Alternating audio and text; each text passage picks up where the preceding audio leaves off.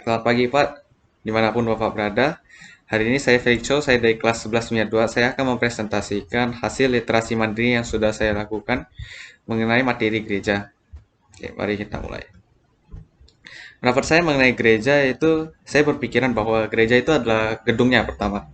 Namun setelah saya berliterasi mandiri, saya mencari tahu mengenai beberapa sumber dan dijelaskan bahwa gereja itu berasal dari kata eklesia, yaitu dari bahasa Yunani yang artinya perkumpulan atau orang-orang yang dipanggil keluar. Maka dari situ saya menyadari bahwa gereja itu adalah orang-orang yang telah bertobat dan berbalik 180 derajat dari kehidupan yang lamanya.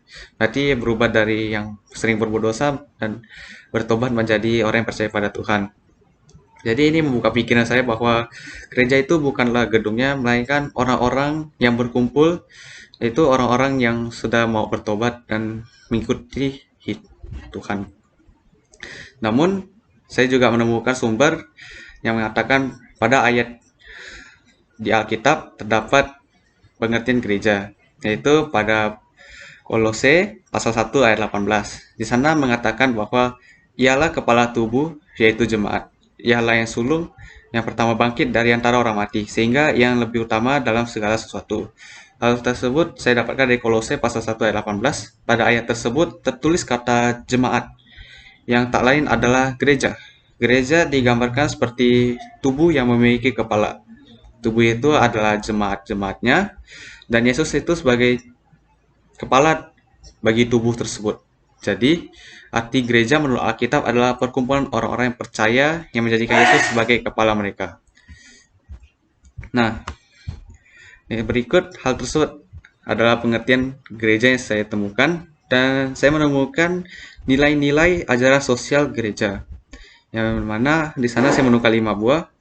Yang pertama ada membela martabat manusia dengan cara menghargai hak-haknya, membangun kekeluargaan dan kebebasan beragama. Yang kedua, bertujuan untuk meningkatkan kesejahteraan umum. Yang ketiga ada solidaritas, mana mendukung partisipasi dan kerjasama di dalam kelompok dan antar kelompok masyarakat. Subsidiaritas, memberdayakan kelompok-kelompok masyarakat.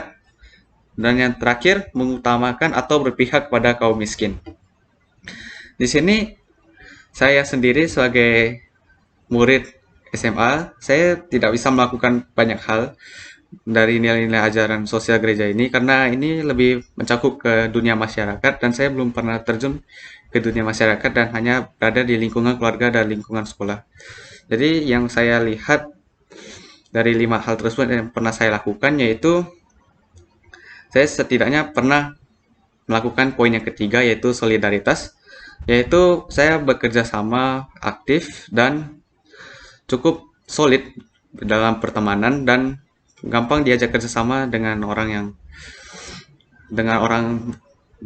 seperti berbagai jenis dan sifat, dan saya dapat bekerja sama dengan baik, baik itu di sekolah maupun di keluarga saya sendiri.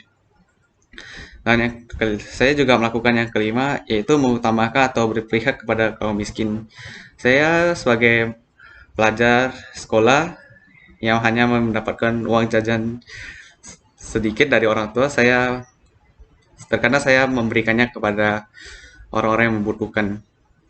Bisa saya melakukannya dari donasi yang dilakukan dari sekolah untuk membantu orang-orang yang membutuhkan kepada panti jompo ataupun pada panti asuhan. Dan saya juga yang melakukan pertama membela martabat manusia, yaitu ketika ada orang yang telah melakukan sesuatu ataupun dalam kesusahan saya akan membantunya dan memberi apresiasi bila dia melakukan hal yang baik. Itu saja yang setelah saya temukan di literasi mandiri. Terima kasih Pak.